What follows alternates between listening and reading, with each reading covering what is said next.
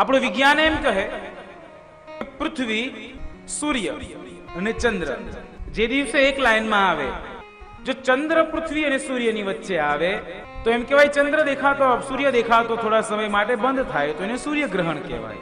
અને પૃથ્વી અને ચંદ્રની વચ્ચે જો સૂર્ય આવી જાય તો ચંદ્ર દેખાતો બંધ થાય તો એને ચંદ્રગ્રહણ કહેવામાં આવે. પૂનમના દિવસે શું થાય? ચંદ્રગ્રહણ. અને અમાસના દિવસે સૂર્યગ્રહણ.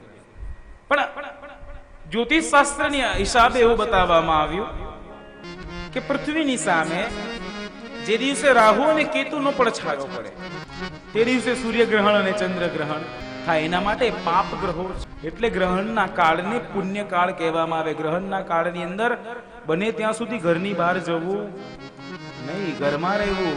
ઘરમાં રહેવું ત્યારે પવિત્ર ડાભ પોતાની પાસે રાખવો, ભોજન ન કરવું. સગર્ભા સ્ત્રીએ ખાસ ધ્યાન રાખવું. ઘણા બધાના વ્રતો છે, ઘણા બધા નિયમો છે.